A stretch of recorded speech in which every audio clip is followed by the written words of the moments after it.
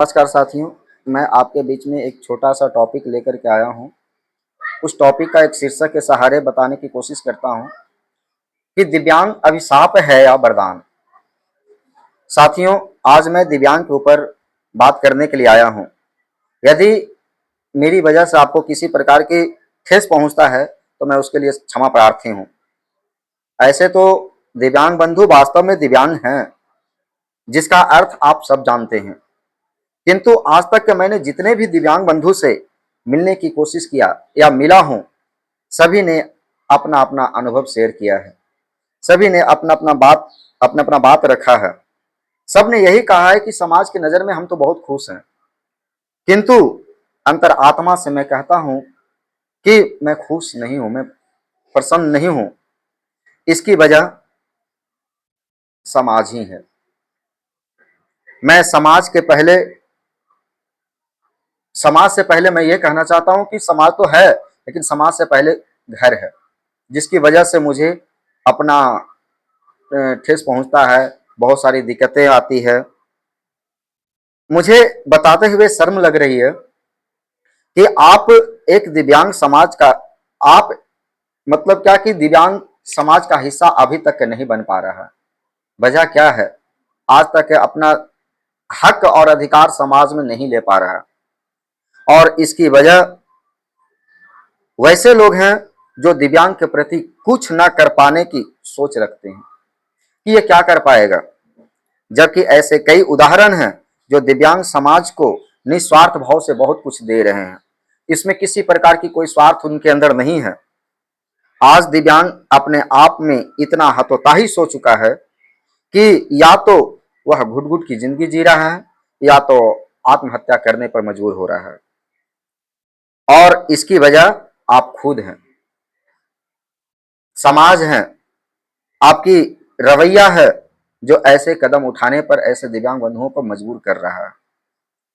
आप खुद ही नजर उठा करके देखिए, ऐसे कितने दिव्यांग हैं जो पूरी आयु समाप्त कर मृत्यु हुई है उनकी।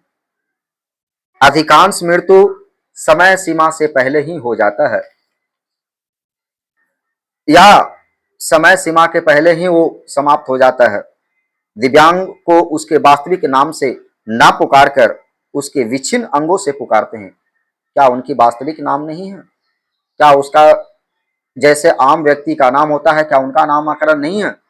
फिर उनके विच्छिन्न अंगों के साथ उनको नामकरण के साथ क्यों पुकारा जाता है? क्या उनका वास्तविक नाम नहीं है? ऐसे नामों से उनको पुकारते हैं जो जिसका कोई वजूद नहीं है। फिर भी इस तरह से आप क्यों रवैया कर रहे हैं, जबकि हमारे संविधान में ऐसे अभद्र व्यवहार करने वाले लोगों के साथ कड़ी से कड़ी सजा का प्रावधान है। लेकिन कुछ दिव्यांग जागरूकता के अभाव में ना कुछ बोल पाते हैं, ना कुछ कह पाते हैं, और आज ऐसे लोगों के प्रति जल्दी कोई एक्शन भी नहीं ले पाते हैं। तो मैं ये आपसे कहना चाहता हूं, अंततः मैं ये आपसे बोलना चाहता हूं, अपनी बात रखना चाहता हूं कि दिव्यांग बंधु, आप ऐसे लोगों के खिलाफ आवाज उठाइए और अपने अधिकार को कायम रखिए और आगे बढ़िए। कुछ मिसाल बन करके दिखाने की कोशिश कीजिए। ऐसे उनके उदाहरण सॉरी ऐसे कई उदाहरण भरे पड़े हैं जो जिनके नक्शे कदम पर चल करके आप बहुत आगे बढ़ सकते हैं। अपने आप को कम आंकलन मत कीजिए। आप दूसरों के लिए रोल मॉडल बनिए। मैं समाज और दिव्यांग बंधुओं को यह संदेश देना चाहता हूं कि कम से कम ऐसे दिव्यांग बंधुओं के साथ, समाज को खास करके कि दिव्यांग बंधुओं के साथ आप सहानुभूति ना दे करके उसको मनोबल बढ़ाने की कोशिश कीजिए।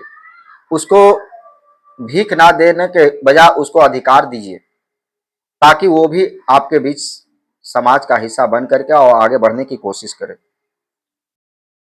यदि उन्हें, मैं ये कहता हूं, कुछ लोग सवाल करते हैं कि दिव्यांग क्या कर सकता है या क्या नहीं कर सकता है, लेकिन मैं ये कहता हूं कि यदि दिव्यांग को तकनीक, सुगम और आपका मनोबल मिल जाए तो वो आपसे आगे बढ़ के दिखा सकता है। धन्यवाद।